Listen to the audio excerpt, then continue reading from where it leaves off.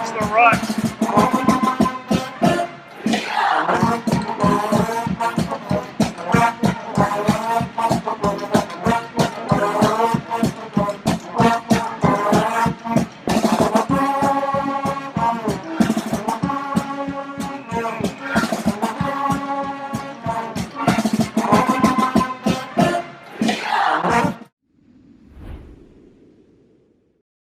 Hello and welcome to the final episode of Huddle Up with the Huskies. I am your host, Holly Linden.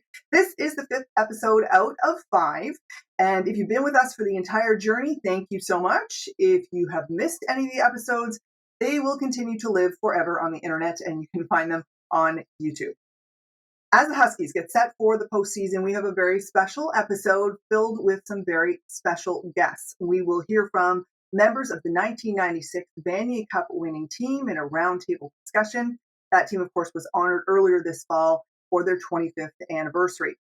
We will hear from Dave Pickett, one of the greatest quarterbacks to ever put on a Huskies uniform. And speaking of the greatest, we will hear from none other than legendary Huskies coach Brent Towriss, who needs no introduction, but I will attempt to give him a proper one. But first up, the Great Western Brewery quick hitter. One last time, Huskies play-by-play Wray Morrison gives us an update on the team as they close out the regular season.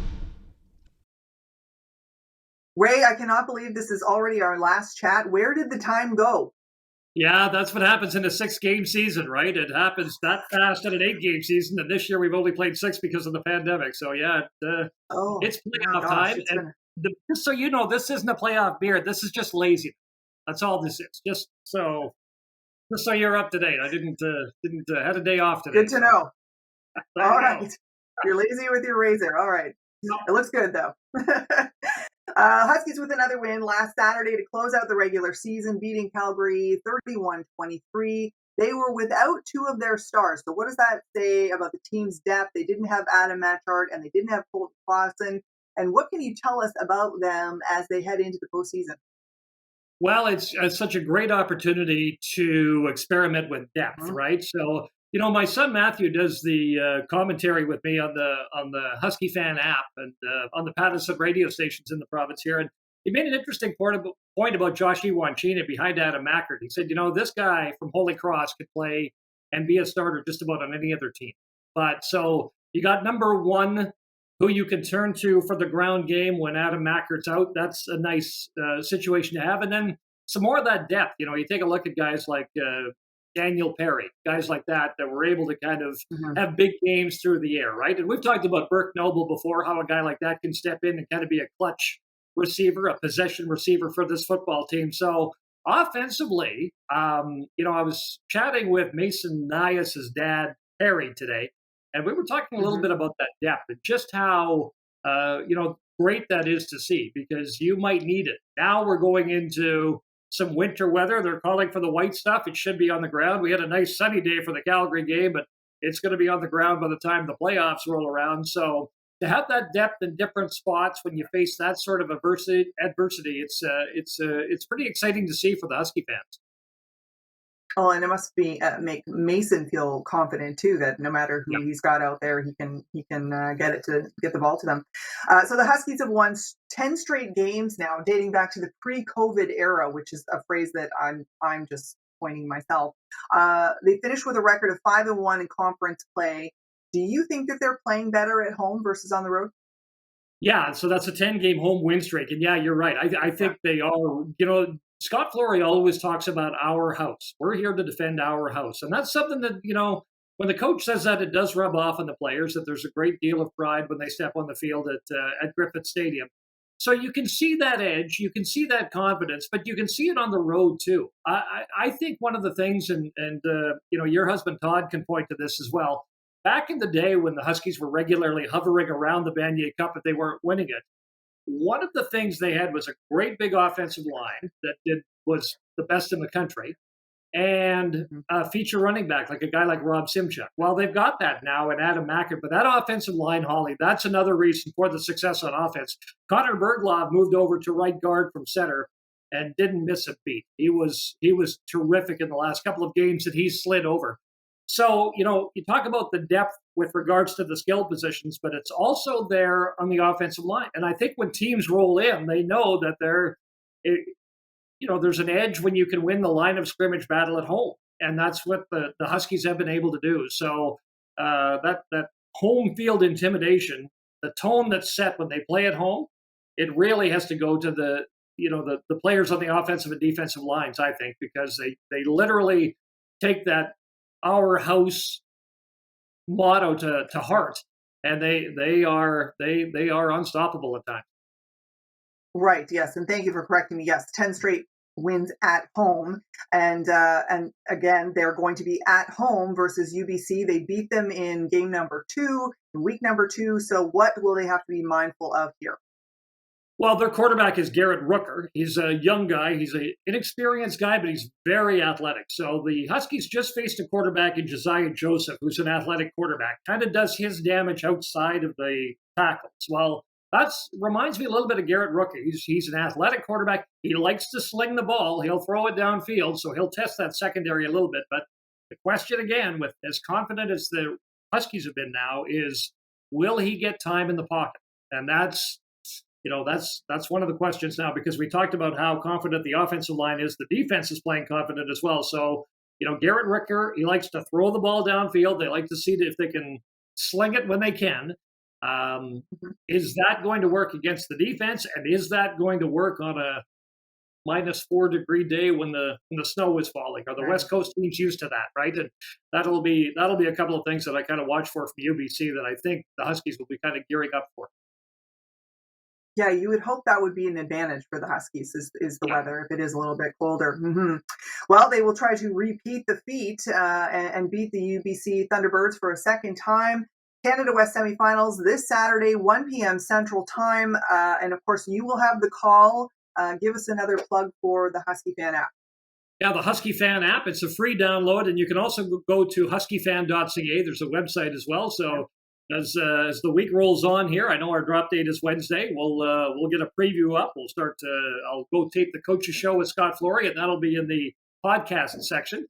And then, my son Matt, the former Holy Cross Crusader, and myself will have the call at 1:00. So it's exciting that playoff time is here. As quickly as things went, Holly, it's still exciting that it's playoff time. So greatly looking forward to that. And thank you for these visits. I've really enjoyed these, and reconnecting with you has been fantastic. Absolutely. It has been such a pleasure. It's just been awesome talking with you. One of my favorite parts of doing this. So they're in good hands out there, Ray. And I look forward to seeing and hearing more of you in the future. Thanks so much. Yeah, you betcha. Come see us in the future.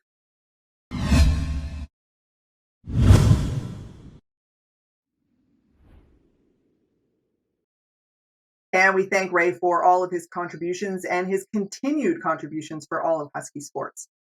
Our special guest for this episode is none other than Brian Towriss, one of the great coaches in history across all university football. BT was at the helm for the Huskies from 1984 to 2016. In that time, he made 9 Vanier Cup appearances. He won the Cup 3 times. He made 14 trips to the Hardy Cup. He won 11 of those. He made 8 appearances in the Mitchell Bowl and the Churchill Bowl, and he won all 8 of those. BT was named Canada West Coach of the Year 7 times, and he was the national coach in 1994. He finished his career as the all-time wins leader in history, in university football history, with 196 wins in 315 games. In 2007, he was awarded the Order of Merit from the government of Saskatchewan, and he was inducted into the CFL Hall of Fame as a builder in 2017. But all those numbers and all those dates only tell part of the story of Brian Towriss and his contributions to the game, to the university, to the community, but most importantly, to the thousands of players that he has coached over his illustrious career. Brian Towriss, it is an honor and a pleasure to talk with you today. Thank you so much for being our guest on Huddle Up with the Huskies. My pleasure to be here, Holly. I'm looking forward to speaking with you. Well, perhaps there's no one more connected to this program than you are. 4 decades of it, in fact. I guess my first question is, what do you like about football? How did you get into football as a kid? What drew you to the sport? Well, I actually quit the first day after the first time I went out to play tackle football. I quit the first night. It wasn't much fun, and I said I'm going to go play hockey. It's way more fun to practice and things. And it wasn't until about 3 years later, in my grade 10 year, my high school coach Larry Tollefson convinced me to come out and started to teach me the game in a safe and fundamental manner. And I quickly fell in love with it after that. And from grade 10 on, it was obviously the biggest part of my life. Well, that's great. That's a lesson right there that maybe sometimes kids just aren't ready yet, and maybe they'll be ready later on. That's great. Now, you went on to play defensive tackle from 1974 to 77 with the Huskies, Conference All-Star in 74. Tell me what the program was like back then. Well, we were competitive. I think Canada West football and probably Canadian university football in general was different back then. It was, very much a 3 month of the year sport. At that time, you came in August and you worked as hard as you could and you played hard. And then once Christmas rolled around, you didn't really do too much until the next year. And people were just starting to get into the weight programs year round when I played, but certainly not the year round emphasis and all encompassing, all consuming thing that it's become now.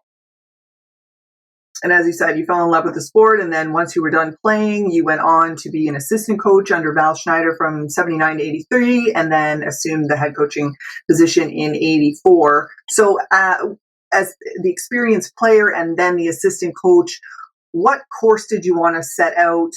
What did you feel the program needed at the time? What did you want to establish? And what do you remember about those early years as a head coach? Well, first of all, it wasn't my life plan to become a football coach. I certainly not a head coach at this level or make a career out of it. I love the game. I enjoyed the game. I was having a great time being an assistant coach and at that time giving back. My plan was to get into sports administration, maybe a recreation director or a facility director someplace. But after a couple of years, I was always attached to the program, but became more attached to the kids in it. We started to have some success, and then it just kind of snowballed. Certainly, at the start, like I said, it was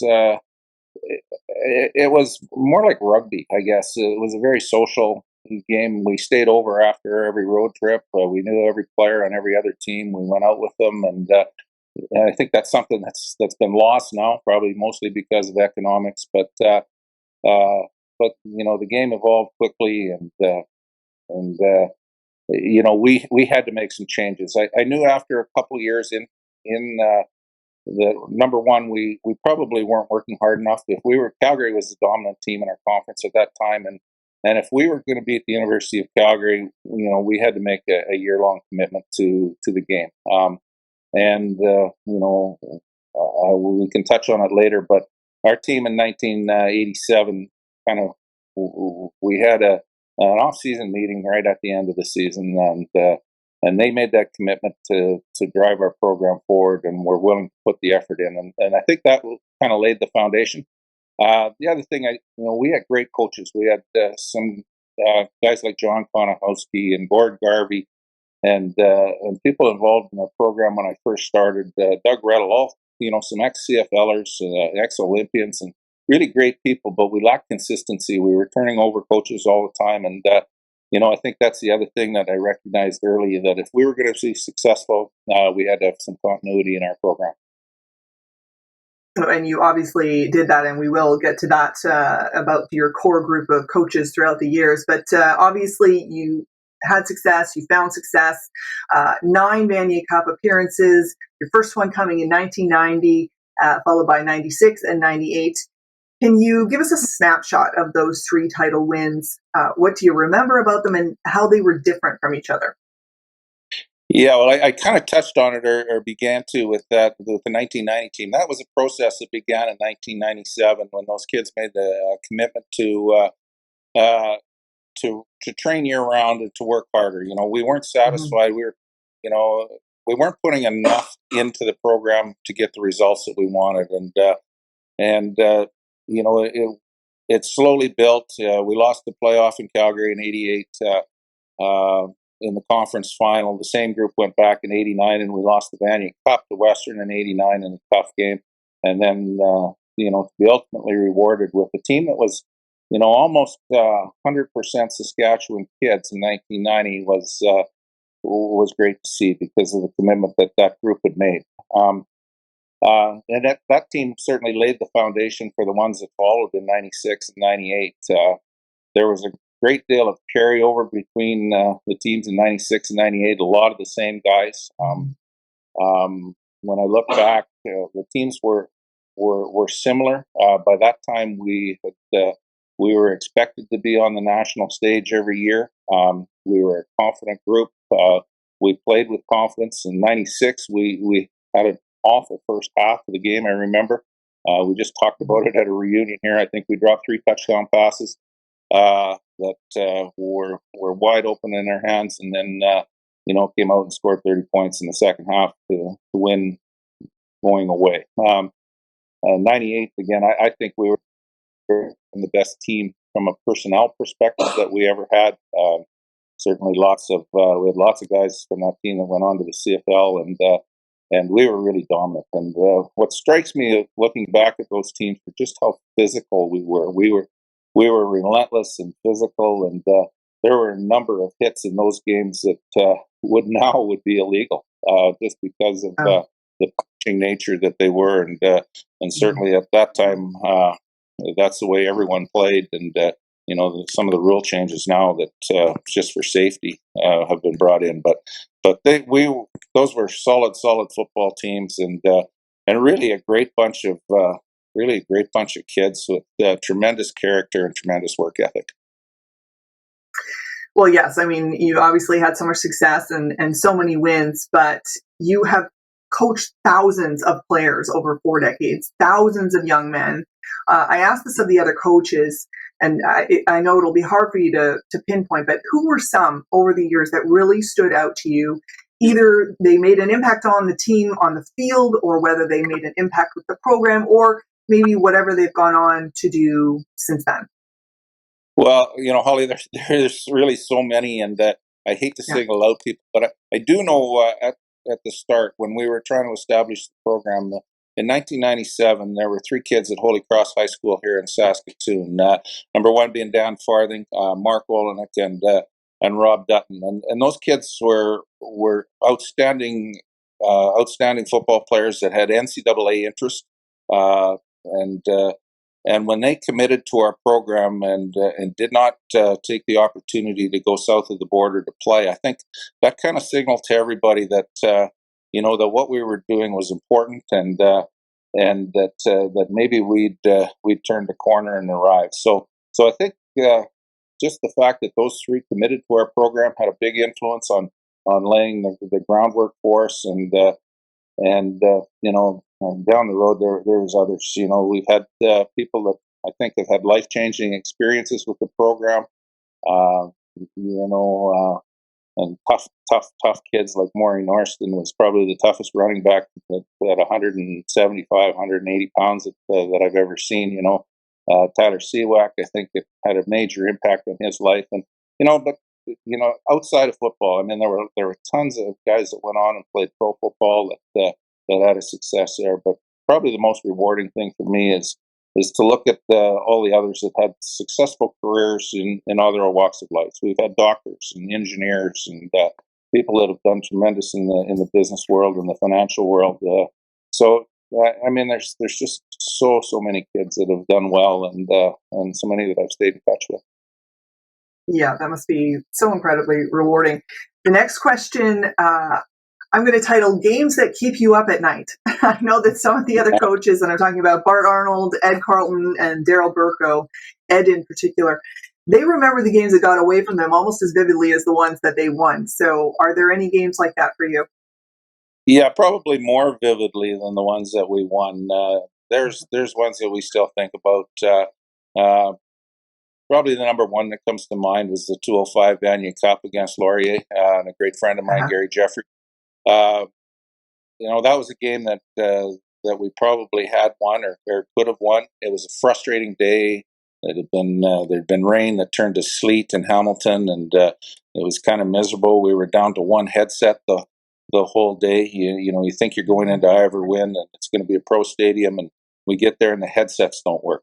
And so I've got it strapped to my waist, and we're switching it back and forth between Ed and I the whole game, and frustration. But we had the lead, and we certainly had opportunities to make the plays late in the game that would have won it. So that one keeps me up. We lost an overtime playoff game in Calgary that we could have won, and there's many. One of the most memorable ones that we lost, though, was the 2005 or 2006 Vanier Cup in Saskatchewan, when it turned so bitterly cold the day of the game. I think it was in the low -20s at kickoff, and we had a great game with Laval, and they may have beaten us that day, but it would have been a much different game had we played it in good conditions. Okay. Those same coaches could not say enough about your leadership. I know that they were a core for many, many years, and obviously you kept them around for a reason, and they stayed for a reason. But they said that, even when it seemed like BT didn't have a plan, he somehow did. So is that true? Did you always have a larger plan in mind, or were you just good at pretending sometimes that you did? Well, every time we lost, nobody thought we had a plan. That was certainly our fans didn't think we had a plan when we lost. But, right. And credit to those guys; they were the lifeblood of our program for sure. But one thing we did pride ourselves in, well, there were two things that their program, or I thought were important. One is we tried to always be prepared, like try to be the best prepared that we could be for any circumstance that may come up.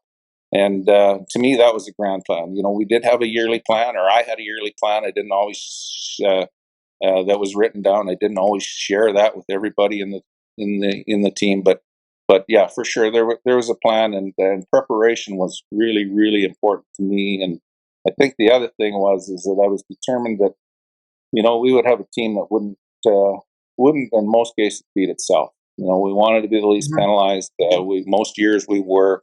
We didn't make too many dumb mistakes, and tried to play as clean as possible.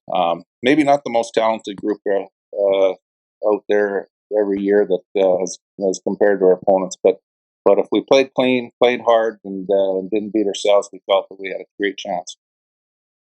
Yeah, just consistency, obviously, is something that the team has become known for. I want to give a moment and let you acknowledge your family, your wife, and your kids.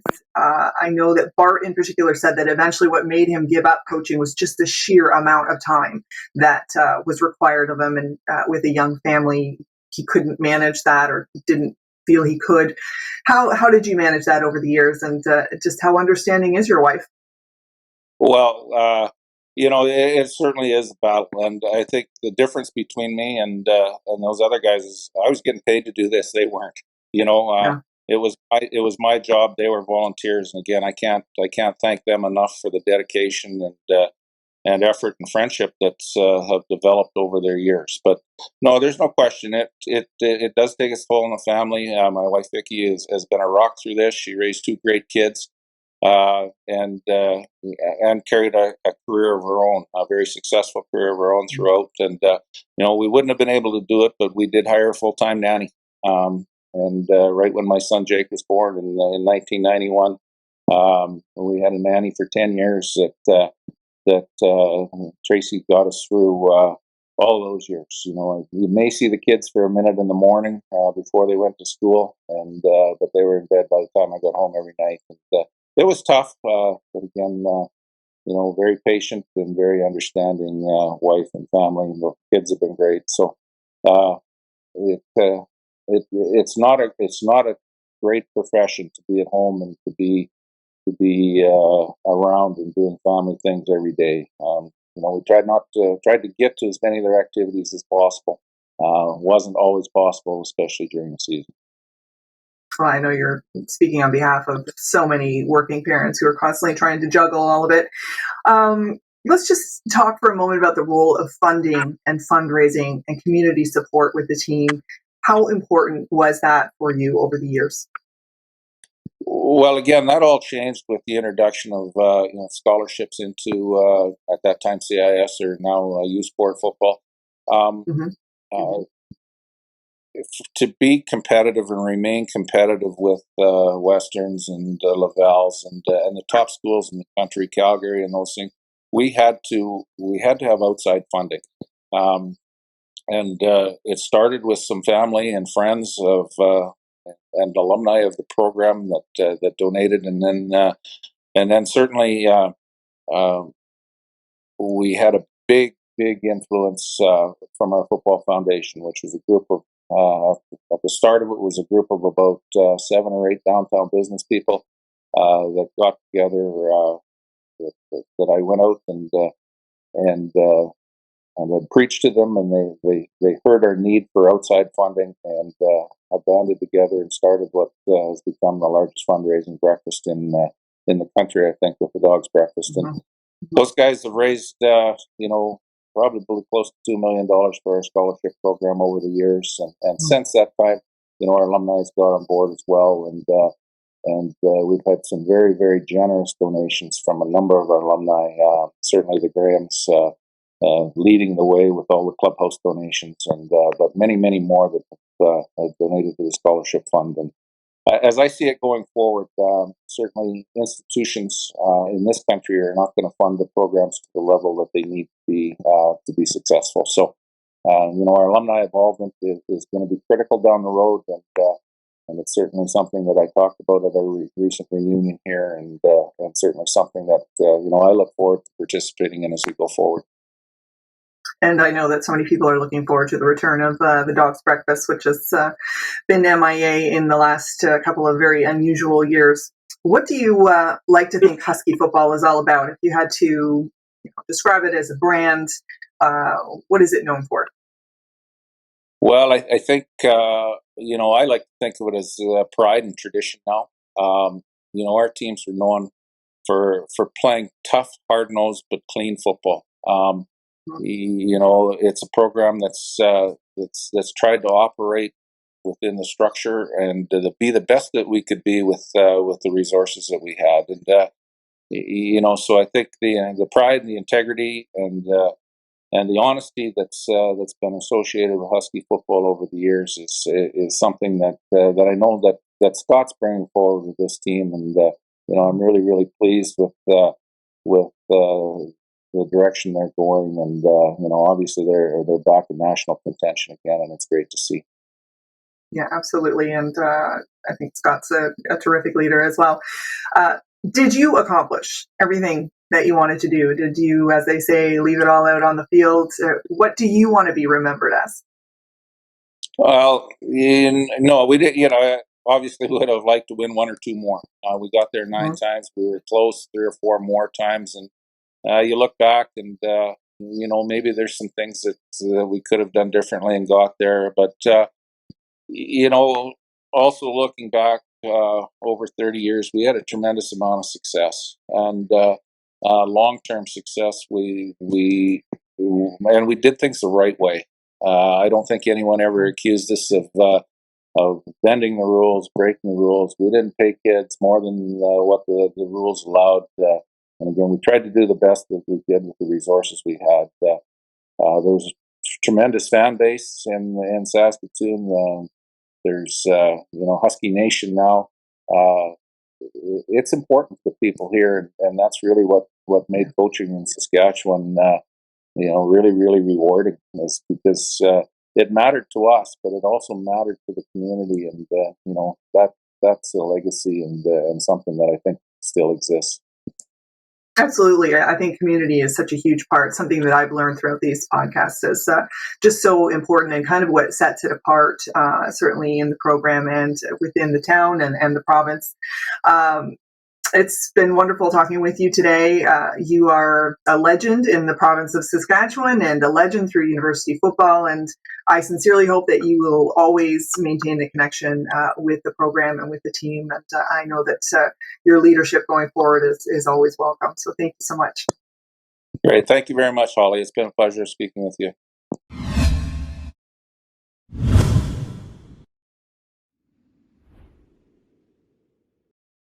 And I cannot thank BT enough for his time here on the podcast and for sharing his thoughts and his memories. Next on this episode, we go back in time to BT's second Vanier Cup victory, and 3 of his players from that team are here to share their thoughts. Offensive lineman Chris Flory, who of course is also the brother of Huskies head coach Scott Flory. We have quarterback Brent Schneider, son of former Huskies coach Val Schneider. And we have linebacker Warren Muzika, who is not only a Vanier Cup champion, but also a Grey Cup champion. And he is currently the Huskies defensive coordinator. So take a listen to their memories. And here they are, 3 standout members from the 1996 Huskies roster and part of the 96 winning Vanier Cup team. Let me properly introduce all of you, and then we can get to more of a roundtable type discussion. We will start with Mr. Chris Flory, offensive lineman of the Huskies from 92 to 96, drafted to the CFL in 96, 37th overall to the Riders. You have your MBA and you're currently own your own consulting business in Calgary. You, of course, are brother to Huskies head coach Scott Flory, part of the elite football pedigree family, Flory family, and you're an active, vital part of the Huskies alumni. Why is that important to you to have a direct say in the direction of the program? There are a couple of reasons I get involved, and I don't live in Saskatoon anymore, and it's important, I think, to try to represent the alumni that the diaspora, because we are all around the country and actually all over North America, the football alumni. So I wanted to lend a little bit more of a kind of a non-Saskatoon perspective to what alumni is doing and everything. But most importantly, it was a huge part of my life, a very influential part of my life, and I took a lot away from the program, and it's just one of the little ways that I can give back a bit. So great. That's going to be a question for you later, so hang on to that. Brent Schneider, quarterback of the Huskies from 92 to 96. Now, you made everybody sit up and take notice in 94 in the Vanier Cup game against Western. You threw 227 yards in the fourth quarter to erase a 17-point deficit, forced the game into overtime, ultimately in a losing cause, but you won the MVP and set a Vanier Cup record for 528 passing yards. And then, of course, won the Vanier 2 years later in 96, notched a second MVP in the process. Drafted to the CFL in 95, 51st overall to the Riders, now a teacher in Saskatoon. And you were inducted into the Canada West Hall of Fame with your father, former Huskies coach Val Schneider. That was in 2019. The first father-son duo in the Hall. What does that mean to you? Well, it was definitely a tremendous honor, just first of all, to be nominated and to be inducted. But to go in with my dad at the same year, and the inaugural year of the Hall of Fame was really, really, really cool. My dad is obviously, been the reason that I got involved in football. I was around the Husky program from ever since I can remember, probably when I was 4 or 5 years old. And it was just a progression that, seemed to be natural for me to fit to. And then to see him go through all those years of coaching and being involved as an administrator in Canada West, just a tremendous honor. I couldn't think of anything better to have happened. Yeah, the Huskies are really part of your family, and similar to Chris and his family. That's great. And finally, we have Warren Muzika, which, of course, he is the current defensive coordinator for the Huskies. Warren, in my research, I found out you actually won a wrestling national championship as a high schooler in 1989. Is that correct? Yeah, in Sault Ste. Marie, Ontario. Good times. That is amazing. My older son's actually getting involved in wrestling. So then, of course, you played junior football with the Saskatoon Hilltops, winning the Canadian Bowl in 91, Defensive Player of the Year in 93, continued on as a linebacker for the Huskies, 2-time Vanier Cup champ, 98 President's Trophy winner, All-Canadian 3 times, Conference All-Star 4 times, Conference Defensive Player of the Year in 97, 98, Bruce Coulter Award as the most outstanding defensive player in the 96 Vanier Cup. Okay, we're done. No, what drew you to coaching and what drew you back to the Huskies? I guess, my family's kind of been involved with the Huskies for a while. Like, I played the 5 years with the Huskies, and my dad had played for the Huskies back in '59 or whatever. And then Scott had an opportunity to become the head coach, and then he asked me if I'd be interested in helping out with the defense. And so I said, yeah. And my wife and kids were coming to the games anyhow, so might as well get to come to the games and get a better view on the sidelines. So this is all really a family affair for you guys. Okay, so let's talk about that '96 Vanier Cup game. Huskies had only one loss in the season, but in the national championship, you won it 31-12 over St. Francis Xavier. The team kind of established itself as a powerhouse in Husky history, and they were awarded entry into the Saskatchewan Hall of Fame in June of 2009. Tell us first, what was the experience like losing in '94 and then coming back in '96 and winning it? Chris, maybe we'll start with you again. Well, '94 was tough. We were an incredibly offensive team, and we basically have to win. It was shootouts every game, right? And usually we could come back, and in that one we just ran out of gas in overtime, and it was really really tough. I personally thought I played well, but like you still have a huge gnawing inside you because you lost, regardless of how well or poorly you played.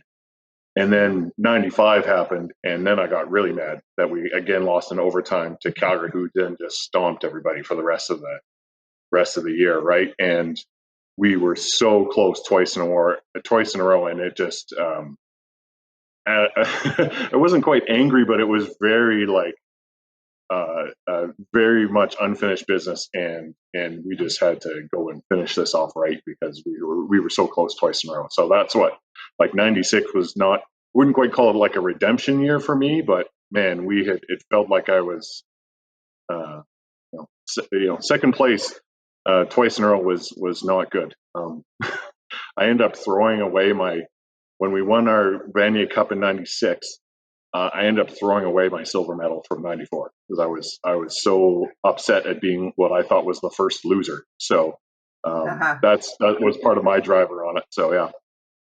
Do you regret that now, Chris? A little bit. At the time, it felt really good. Okay. All right. Brent, I mean, considering your performance in the '94 game, did you have conflicting emotions about that? Because on the one hand, you played lights out, but ultimately in a losing cause. So what was '96 like for you?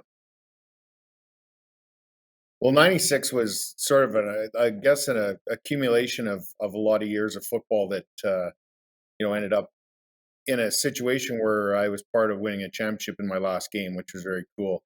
The '94 game definitely had a lot to do with bringing myself into that situation in '96, because I think in '94, like Chris said, we were such an offensive team.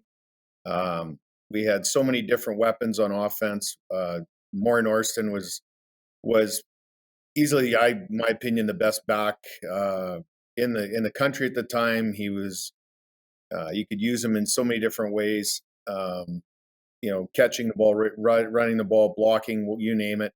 I think it's neat to look back to the '94 game, and I guess in sense, people talk about maybe one of the greatest college football games played in Canada of all time. Yet it was bitter because of the loss, and I actually don't know if I even got my silver medal, so I didn't get the chance to throw it away like Chris, but certainly, it was just something I just burned in me. I wanted to be part of that, winning that championship. And I saw my dad was part of a championship team at University of Alberta in 1967. And it's just something I grew up with. So, it just burned in me. And fortunately, by 1996, our defense was really the strength of our team.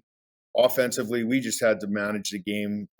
We just tried to be as balanced as we could and not screw it up for our defense, and they were great. And it was just an amazing thing.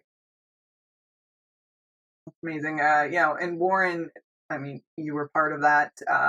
What lessons did you take away from the '94 loss? Well, I think that 94 defense, like we were really young and we weren't very good at the beginning of the year. I think when I started off the season 2-2 and then kind of went on a run right to the Vanier there. But it was a real young defense, a lot of first and third year starters. And then when 96 rolled back, well, then like Chris had mentioned, that 95 team, we lost in overtime, but we were a hair away from winning that one. And then when 96 got there, it was like, okay, we've been here before. We know what's going on. Let's get this done. And we knew like the offense was, Brent was still there. Brent was like obviously the MVP for like a dozen years there, whatever. He was, they're going to score points. So we just had to, hang in there and do our part for the bit there. So yeah, we got there was a lot of veteran guys that were back there in 96, and most of us had started in that 94 game. Yeah, and I think university or college anyway, there's that urgency. You're only there for a certain amount of time. You want to make do, and then when you guys come as close as you did, there's the urgency is even greater. I spoke to BT earlier about this game, but I wondered if you had specific memories of that game, of that day. Was there a play? Was there a moment on the sidelines, in the locker room, before or after the game? When you think back to that day and that game, what stands out to you? Warren, let's start with you for that one. I just remember after the game, we had a middle linebacker, Steve Cornish, and he was a fifth-year player in that 96 game. And I don't remember him drinking a beer or having a beverage his entire life. And then after we won the Vanier Cup, we got into the locker room. He had, I think, a bit of champagne and a bottle drinking out of the cup there, and the whole locker room went crazy. That and no other reason. Okay. How about you, Brent? Well, we were clearly favorites going into that game.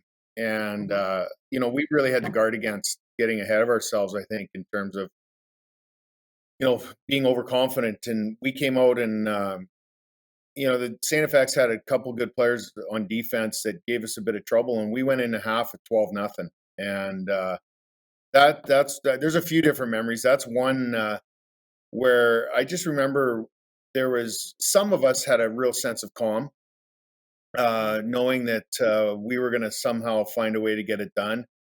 I recall the first moment that we got sort of in the shadow of the goalpost, in the shadow of the Jumbotron, and it just felt good to be in that part of the field, down at that end of the field there. We punched it in from the 5-yard line there. And I recall another recollection is Joe Saul being deathly sick with some type of a flu and being crumpled up in his stall before the game, and then especially at halftime, and taking fluids. And yet he played lights out all day despite being so sick. That's a great memory of mine, just an inspiration. I think it inspired all of us. Another one, just finally in the end, when it just all came to a culmination, was Mike Stewart picking off that pass late in the fourth quarter and scampering into the end zone, and it was just kind of was done. And we just knew at that point that we'd won and we'd finally done it. And I'd been there with Chris for 5 years, and we'd seen some ups and downs and some hard losses and things like that. And that was sort of the one memory there that just sticks out, as far as just that sense of relief when Stewie ran that ball back and scored. Chris, has he taken all your moments, or do you have anything extra there? Sorry. No, he's got some good ones. But, I remember going in at halftime, and I knew we were going to win that game. It wasn't that I'm like, it wasn't some psychic abilities or whatever, but I could read our locker room. I knew before every game for the last few years, as we're walking out for warm up, if we were ready to play and win this game or if we were going to falter. And I went into that locker room, and I obviously for my own self and how I felt, but I knew looking around that we were going to win that game. And like not confident that, I'm pretty sure, or I believe we can, but like knew it and believed in, like I believe in gravity, right? Like it was going to happen. And so when it finally did, and same thing with that pick to seal it, it was just, it was a relief. And then we got happy, right? But it was more of a sense of relief, like, oh, okay, here we go, right? So Yeah, and you wonder about how those previous games probably played into that confidence too, and the maturity, as you mentioned, Warren, about the defense. When I spoke to BT, I said, "What is Husky football known for? What did you want to be known for?" And he said, "We were always prepared. We weren't always the most talented or the most the flashiest, but we were. I always wanted us to be prepared." Can you talk about the coaching staff a little bit at that time? Because there was so much consistency with the group of them and such a camaraderie, and how much did that play into it for you? Let's start with Brent for that one. Sorry, could you? I was distracted, Holly. I'm at school here, and the announcements were going off. You maybe go to one of the other guys first. How dare they? Chris, did you hear me, or was there announcements going on in your house? Yeah, so no, there's no announcements here, but I am working from home with my wife and my kids are at school. So, like our coaching staff at that point, we had a lot of, the coaching staff had been quite consistent for the years, and we were there to work. Like, it was very workmanlike. Obviously, we had a lot of fun, and we had really good relationships with the coaches. Like, my coach, Rick Wakeman, Waker was doing the line, and he was a little bit grumpy that year or whatever, because of that chip on our shoulder, right? But there was to that notion of preparation. We knew there was nothing that was a surprise to us in any given game. It was a matter of us going out and making sure that we actually executed the plan. So, the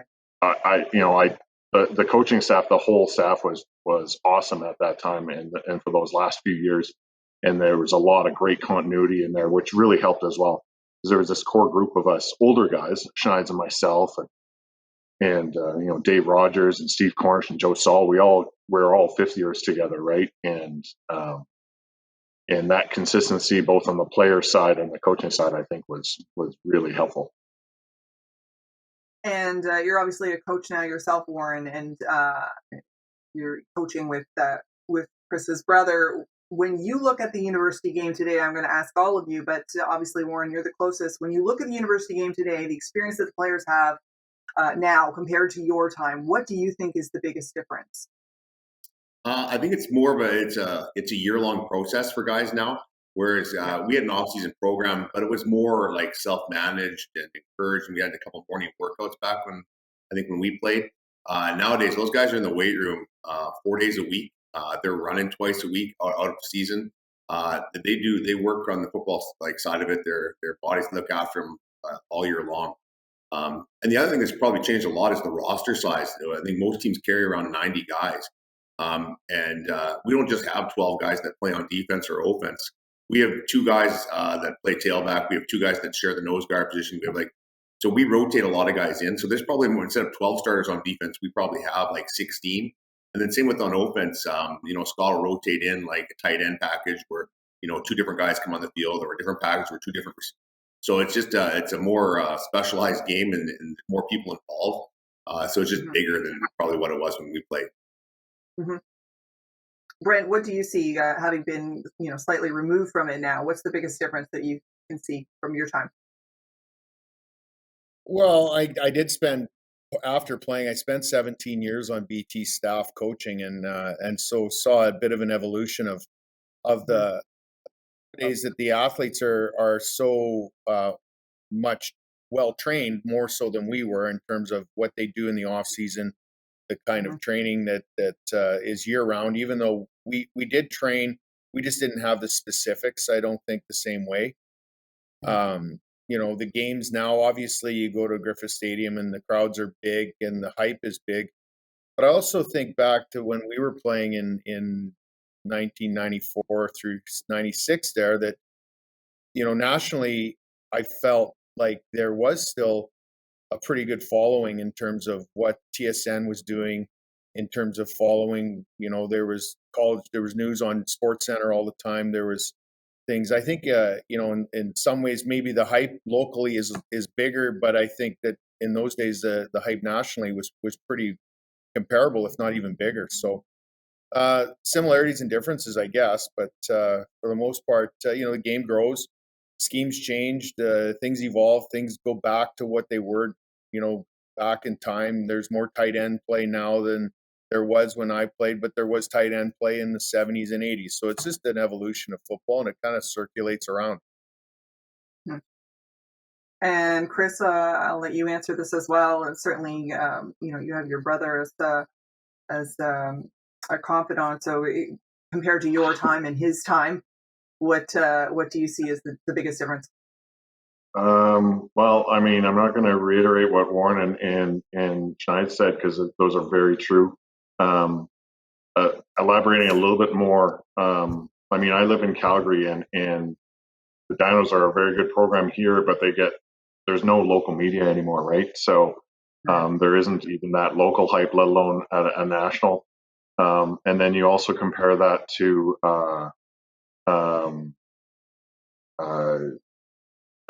the alumni involvement. So back when we played, there was some money for scholarships. Some guys got a couple of bucks, but for the most part, there wasn't that. And now there's a lot more alumni involvement and money that alumni raises and gives away as scholarships and all of that. That's from my point of view on an alumni association. That's a big difference now. Right, for sure. Well, you touched on this at the beginning, Chris. My last question to all of you is, where does this Vanier Cup, the 25th anniversary of the 96 win, and just in general, your time as a Husky, where does this rank in your life?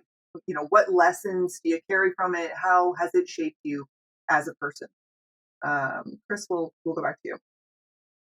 How has the 96 win shaped my life? Boy, it sure taught me a bunch of lessons about the typical stuff about football around that I still love about the game, around it being such an ultimate team sport, about how all different guys of different, even body types can play on a team, as opposed to, say, there's a lot of other sports where there's a type, but you've got little guys like Schneider was mentioning, Mo Norton, to bigger dudes like me, and everything in between, right? And how we can all of these folks from different backgrounds with very different jobs can come together and do something. And that's certainly taken forward for me in the workplace and everything else around how to build teams and how to be successful even when the odds are against you in any given project or whatever you're doing. So I try to take those lessons with me all over.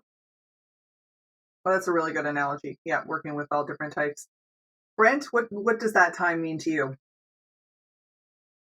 Well, I mean, you go back again, it's something that I grew up around. As I said earlier, I grew up around, probably watched almost every Vanier Cup up until, I don't know how recently, but so it was in our family all the time, and that was kind of a thing that we did. And so that was, to accomplish that was amazing. One of the things I take from it is I realize now, after all my years of coaching and visiting the Vanier Cup, playing in the game as a coach, I don't even know how many times, and being so close to winning it, I look at a framed picture that BT gave me that he used to have in his office, of myself and Dave Fisher and a couple other guys hoisting the trophy. It was on the front page of the Star Phoenix, and I look at that picture and I really appreciate how fortunate we were to get our hands on that trophy, because it's actually a lot harder than anybody really can imagine, considering how close we came through the early 2000s. So it's not an easy thing to win, and it makes me very proud to have been a part of that, and to have been a part of such a great group of guys that were so focused upon accomplishing that goal and accomplishing something that should never be taken for granted. And just super appreciative of all of that. That's awesome. Great. And Warren, obviously you're coaching, hoping to get back there. So what lessons do you maybe pass on to your players now? I think probably one of the best was you go to the 94 and you lose, in 95 you come so close and you lose, and then 96 when we won, I think we took away obviously that collaborative effort and teamwork and get along with others and all that kind of stuff. But also there's a certain amount of confidence that even though you're from Saskatoon or you're from Wilkie, Saskatchewan, or Moose Jaw, Saskatchewan, or a ton of the rural places we had guys on the team from, we can measure up against anybody across the nation. And the kids there, I think they walked away with that confidence. It doesn't matter where you're from. You go to Toronto, with the big Sky Dome, it's still just football, and we can compete with anybody. And I think I've taken that lesson to, it helped me later on in my career when I got to go to play some football in Hamilton. Guys just put their pants on one leg at a time if they're, they may seem like they're pretty big superstars. And then when I got into teaching, that's the message that I really tried to promote as a teacher, is that you can do anything with, you work hard enough at it and long enough at it. And, where you're from doesn't really matter. It's what you do with your life and the decisions you make with it.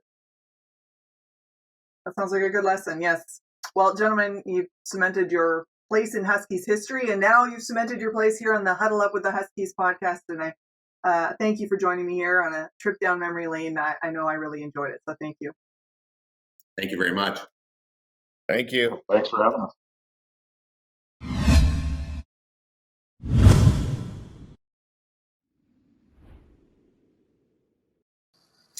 Last and certainly not least, on this fifth and final episode, we talk to another of the great quarterbacks in Huskies history, Dave Pickett. Dave played U of S football for 3 years, and he is the only Husky to win the Heck Crichton Trophy, which he did in 1973. He is also a Husky Hall of Famer. It was a pleasure to sit down and talk with him. Dave Pickett, thank you so much for joining us on Huddle Up with the Huskies today. Pleasure to be here. It's good to see you, Holly. Nice to see you too. We're going to talk so much about your time with the program, but I wanted to touch on your time before the program, because you actually started your playing career with the Saskatoon Hilltops, and you played for them for 2 years, and you took them to 2 national junior titles. So tell me about that experience. Yeah, it was back in those days, the Hilltops actually kind of were the go-to program in Saskatoon. I think of the 24 starters, we had 18 or 19 of them were university students. But they just chose back in those days to play Hilltops. The Huskies program was just kind of floundering a little bit.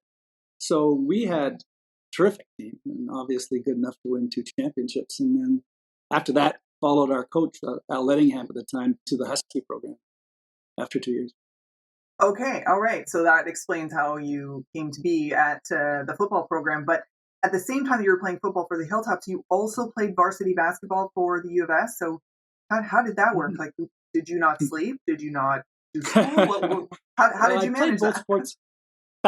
It was back when 5'11" guards were still in vogue. I played both sports in high school, and one of the reasons that I didn't kind of, explore too deeply the U.S. scholarship route was that I had a few offers in smaller schools, but I really wanted to play basketball too, and so I obviously wasn't going to be able to do that down there. So the Saskatoon option became very attractive to me. Okay, but then you obviously decided to focus on football when you followed your coach to the Husky football team, and one of the most famous quarterbacks to ever put on a Husky uniform. You played for them for 3 years, and how did those 2 years with the Hilltops help you, influence you once you came onto the Huskies roster? Yeah, it softened the jump, I think, from high school. I was like 17 years old, I think, when I started university, and it's a big, big jump to go from high school football in Regina to a university program. The Hilltops was a little, I think, easier, and the program was so advanced that in terms of the Hilltop program, I think it still is, relative speaking to junior football in Canada. And we had a terrific veteran team. I think I was maybe one of only 2 rookies that even played on the team. And so they carried me along until I got half decent at it. And then you got into the spotlight and you got used to winning. You got used to being a bit of a leader. And so by the time I got to the university, the Huskies, I definitely had a head start from the people that are coming right out of high school. Now, you said that the Huskies team at the time was kind of floundering. You coming onto the roster, is it fair to say that that was a big boost for the program? Not to toot your own horn, but... Yeah, it didn't work out that way. So we struggled. I'll tell you how bad our first year was. At our homecoming game against Alberta, I think we lost 65-7. And running on the field, I remember as the quarterback leader of the offense, the defensive captain stopping me. I was running on the field and said, "Don't let them score," which is a tough admonition for an offensive player.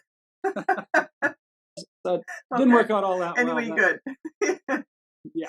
Well, By the you time did we got something right. to 72 and so on, the program was really kicking in 72. By the second half of the season, we were good.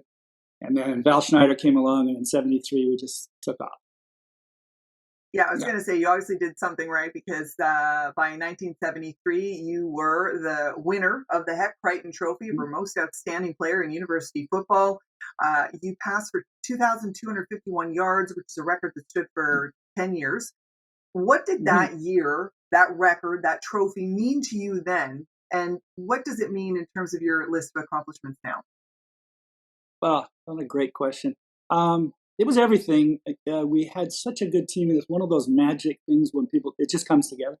We were so far off the radar. I don't think the program Huskies had ever been nationally ranked.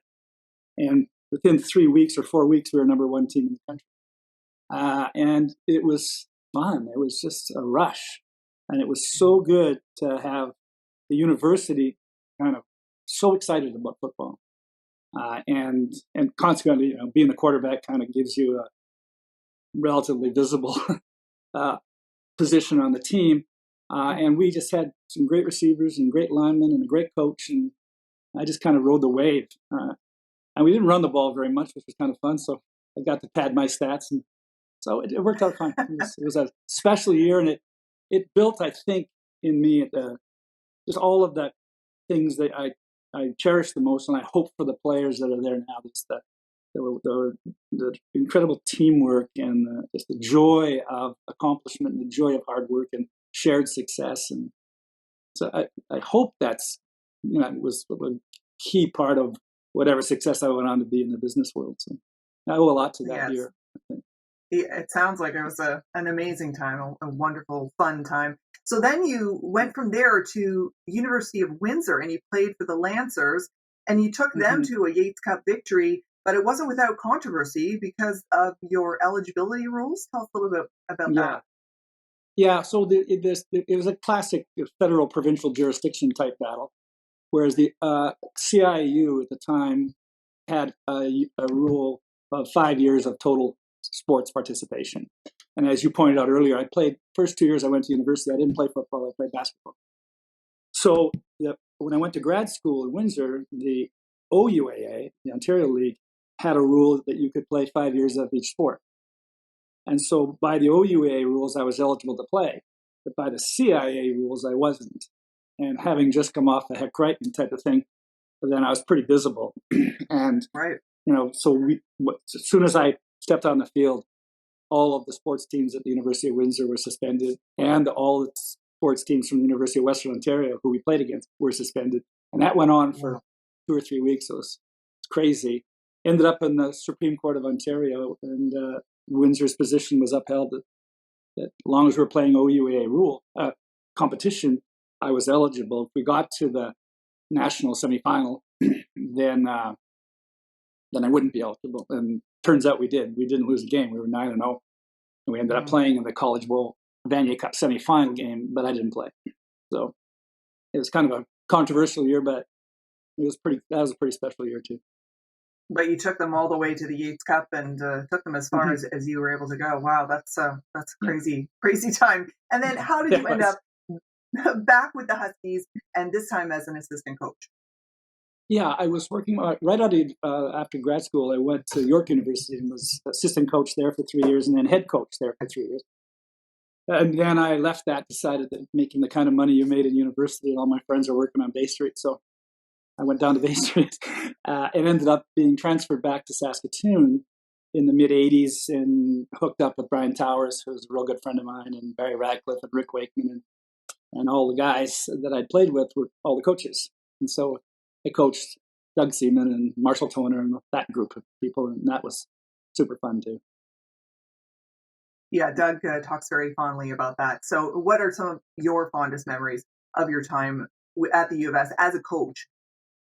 Yeah, again, it was the camaraderie of the coaching staff. And I've watched some of the podcasts, especially the one you did with the former assistant coaches, and just them talking about the meeting room and the film study, and there was just the same camaraderie as coaches that I felt as a player. And that's in no small part to the fact that they were all friends of mine. And Brian was such an effective leader. But it was just fun being on the other side of the ball, having a little bit of name recognition so that people would actually listen to me, like Doug Seaman and Marshall Toner. And so it was then you could bring that to the table, and I found myself really enjoying the leadership role of that, and influencing and seeing 18-year-old guys grow into 23-year-old men. And I'd done it for 6 years at York and 4 years there, so I really thought that was going to be what I did. But anyway, the business world worked out pretty well too. So. Yeah, the finance world was calling you. Well, you were inducted into the Huskies Hall of Fame in 1984. You're on the Wall of Fame as well. Now, the Starting 24, as you know, was created to generate fundraising for the program. What does being a Husky mean to you? How important is ongoing support for the team and for the football program in general? Yeah, it's a great question. And I'm really glad I'm doing this podcast with you because I've got myself a little bit. But I got myself a little bit disconnected, being so far away. And then after Brian and all my friends stopped coaching, my sort of level of personal commitment kind of isn't what it should have been. So I invested in Doug Foamy and the opportunity, and then investigating Starting 24. It just it makes sense to me. It's been such a hard couple of years in university sports and all sports, and I don't know how programs will survive. Quite honestly, unless there are initiatives like this, and it looks like Scott's got such a tremendous program going there, just at the cusp of, I think, tremendous 3 or 4 or 5 years, whatever. As long as he's at the helm, and I feel like we owe it to capitalize on this opportunity and maybe dig a little bit deeper. It's not an inexpensive sport. The sheer number of players and uniforms and travel, it costs a lot of money, and the university budgets they're not enough. So it's up to us to kick into gear, and I'm happy to step up my commitment. Well, you've certainly left a lasting contribution to the Huskies football team, and thank you for your contributions to this podcast. So great talking with you, and best of luck in your continued endeavors. My pleasure, Holly. It's been a pleasure. Thanks very much. Thank you.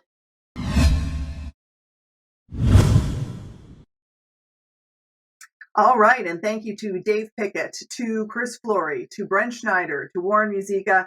Thank you to Wray Morrison, and of course, thank you to Brian Towriss for being with me on this, the finale of Huddle Up with the Huskies. One last reminder, if you, the fans, the alumni, the community, want to keep this team and this program achieving greatness, it could use your help, especially after the last couple of years. The Starting 24 is where you need to go to show your support and to keep this program alive and thriving for years to come. So please check that out, the Starting 24 initiative. Thank you for allowing me to be the host of this special series. Thank you to Doug Seaman, who made this happen and was supportive and enthusiastic throughout. Thank you to Tara Lackey, who oversaw the entire production and all of its details. And thank you to Joel Mildenberger, who was the technical director and calmly helped me through many, many technical glitches and screw-ups. That's it for me. It is playoff time. Enjoy every moment of it. Go Huskies. Thank you for watching. Hey everyone, my name is Doug Seaman, and I played Husky football in 1981 to 1985. So, like Holly said, this is our last episode for this season of the webcast. So I just wanted to thank everybody for watching it and supporting it. Back in April and May, when the decision was made to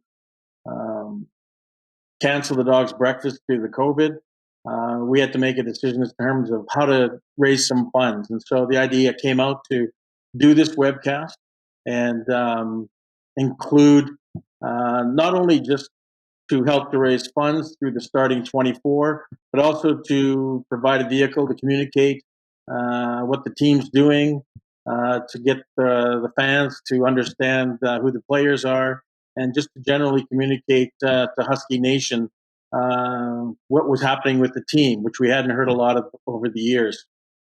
So anyways, I hope that you enjoyed the webcast and that they brought you closer to the team and gave you more information about where it was going with the program. I have a couple thank yous that I have to do. First of all, I want to thank Kara Lackey and her husband Joel for putting this whole production together. They did all the episodes for us. They were responsible for keeping us on task and making sure that the look and touch and feel was all professional, which I think that they did. I also got to thank all the people that participated. We had lots of alumni, some people not involved with the program as well, who participated and made the thing interesting, and hopefully that you enjoyed it. My biggest thanks, though, has to go to Holly Horton. We really lucked out when she agreed to do this. Her professionalism and her ability to run the interviews and to make it interesting for the viewer. I really lucked out when she agreed to do it. So she gave us a lot of credibility, and I can't thank her enough. So anyways, this thing is being taped about 48 hours after the game against Calgary, where the Huskies, it was like an old-fashioned Husky football beatdown, and it was a treat to watch Calgary get eliminated. And the guys played great. And this weekend we're heading into playoffs and against UBC.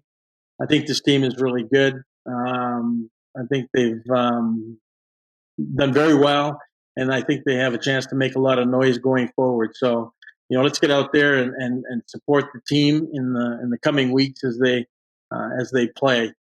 Thanks again to all of you for supporting the webcast and also for considering to support the starting 24.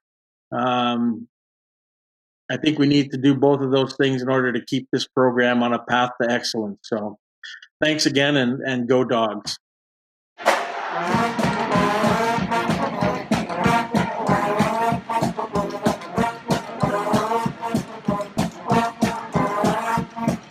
Delivers touchdown, Green Dogs!